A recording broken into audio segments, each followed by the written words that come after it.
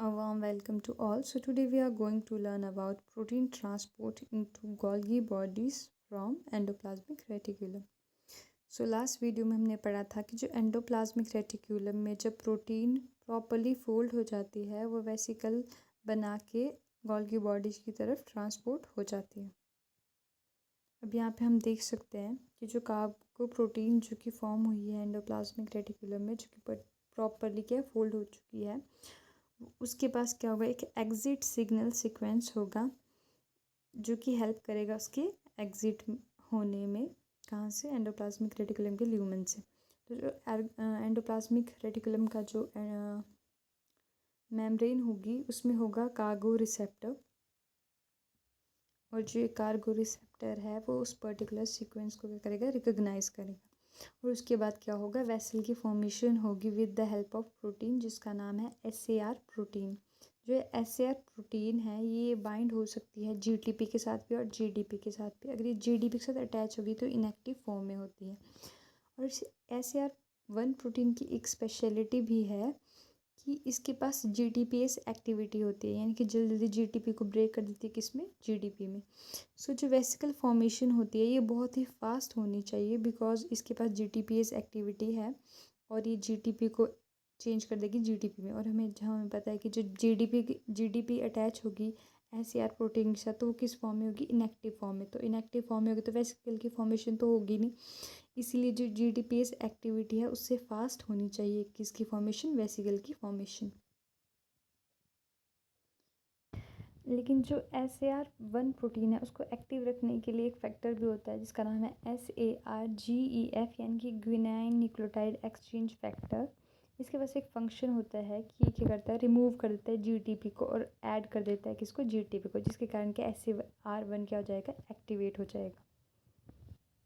अभी जो SAR protein होती है ये हिडन होती है क्योंकि इसके ऊपर क्या है? GDP अटैच होती है। लेकिन जब GDP क्या है, रिमूव हो जाती है किसकी हेल्प से? SARGEF से, यानी कि ग्विनाइन न्यूक्लियोटाइड एक्सचेंज फैक्टर की वजह से, तब ये क्या एक्सपोज हो जाती है और जो GDP है उसके साथ अटैच हो जाता है और ये बन जाती है कैसी? एक्टिव। जो SAR प्रोटीन होती है ये हाइड्रोफोबिक होती है नेचर में। ये सब मैं जो आपको पढ़ा रही हूँ ये है वेसिकल फॉर्मेशन से रिलेटेड, कि कैसे मॉलिक्यूलर लेवल मॉलिक्यूल्स की हेल्प से क्या है वेसिकल की फॉर्मेशन होती है। ठीक है, तो इसके बाद क्या होगा, जो SAR जो अटैच हुआ है मेम्ब्रेन में, अब ये क्या करेगा, ये मैसेज भेजेगा अदर प्रोटीन्स को, जैसे कि अदर अडेप्टर प्रोटीन्स को, कि वो भी आएँ और बाइंड करें। तो वो दो अडेप्टर प्रोटीन होती है SEC23 एंड SEC24। अब यहाँ पे आप पिंक कलर में ये दो गोलू गोलू देख सकते हैं, ये हैं SEC23 एंड 24 प्रोटीन। और ये क्या फॉर्म करती हैं? ये फॉर्म करती है इनर कोट। आप देख सकते हैं यहाँ पे कि जो SAR है वो किस साथ अटैच है? मेम्ब्रेन के साथ। ये ऐसे करके अटैच होंगे और जो ER की मेम्ब्रेन उसको बाहर की तरफ प्रोट्रूड करेंगे, तो इसके बाद इस क्या होगी? फॉर्मेशन होगी इसकी वेसिकल की।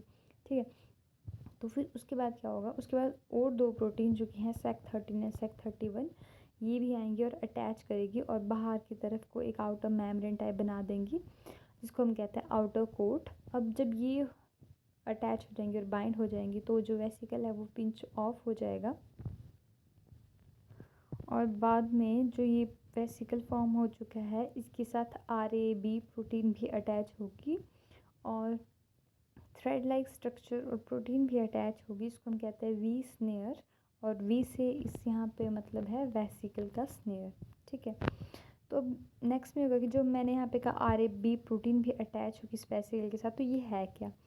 जो साइटोप्लाज्म होता है उसमें RAB प्रोटीन प्रेजेंट होती है, ये 50 होती है नंबर में और बहुत सारी प्रेजेंट होती है साइटोप्लाज्म। ठीक है, ये जो RAB प्रोटीन होती है ये अटैच होती है GDP में, मीन्स की मतलब ये अटैच होती है GDP के साथ, तो इसका मतलब है कि इनएक्टिव फॉर्म में है। ठीक है, और जब ये इनएक्टिव फॉर्म में होती है तो एक अटैच्ड होती है GDI के साथ, जो कि एक प्रोटीन है, और GDI की फुल फॉर्म है RAB GDP डिसोसिएशन इनहिबिटर। ठीक है, तो जो GDI प्रोटीन है ये क्या करती है? होल्ड करती है RAB को और हेल्प करती है इसको इनएक्टिव फॉर्म में ही रहने में, ताकि और ये सॉल्युबल फॉर्म में भी रहे। कहाँ पे? साइटोप्लाज्म में। ठीक है, तो जब इनएक्टिव RAB जो कि GDP के साथ अटैच्ड होगी, जब वहाँ पे एक और फैक्टर आएगा जो कि है RABGEF, ठीक है।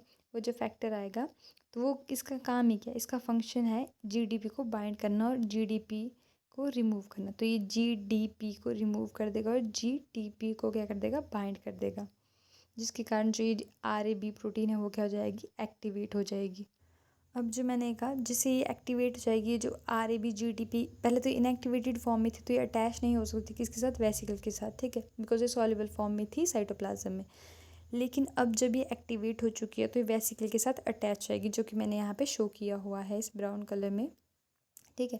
तो जैसे ही ये वेसिकल के साथ अटैच होगी RAB प्रोटीन, तो ये क्या करेगी, जो इसके कारण क्या होगा, जो प्रोटीन काइनेज है वो एक्टिवेट हो जाएगा और वो फॉस्फोरिलेशन करेगा किसकी, प्रोटीन्स की, जो कि है SEC13 protein, SEC31 protein, SEC23 protein और SEC24 प्रोटीन। यानी कि ये दोनों पिंक वाली और बाहर की जो पर्पल वाली है वो क्या हो जाएगी, वहाँ उसकी डिसअसेंबली हो जाएगी और बचेगी कौन सी प्रोटीन ओनली, वो है SAR प्रोटीन, क्योंकि SAR1 प्रोटीन है, और बाकी सारी क्या हो जाएगी, डिसअसेंबल हो जाएंगी, ठीक है। अब जो ये GRAB प्रोटीन जो साथ बाइंड हुई है, हमें पता है कि जो गोल्गी की मेम्ब्रेन है उसके पास एक RAB इफेक्टर भी होता है। जो RAB इफेक्टर होता है ये रिकॉग्नाइज कर लेगा RAB को, साथ बाइंड कर लेगा, और इस प्रोसेस को हम कहते हैं टेथरिंग। अब जो ये इफेक्टर होगा RAB इफेक्टर, ये पुल करने लग पड़ेगा वेसिकल को इसकी तरफ को, और इस प्रोटिकल प्रोसेस को कहते हैं डॉकिंग, ठीक है। ER की ही मेम्ब्रेन में हम एक और चीज़ देखते हैं जो कि है टी स्नेयर, जो कि बना होता है 3 to 4 पॉलीपेप्टाइड चेन से। अब ये क्या करता है, ये करता है ये होल्ड करता है किसको, वी स्नेयर को, जो कि मैंने कहा था वेसिकल स्नेयर को, जो कि क्या है, जो कि एक पॉलीपेप्टाइड चेन से फॉर्म हुआ है।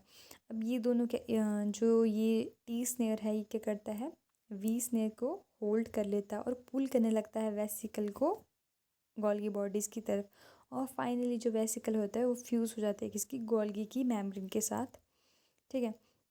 और कार्गो प्रोटीन रिलीज़ हो जाती है कहाँ पे, अंदर की तरफ, यानी कि गोल्गी के अंदर की तरफ।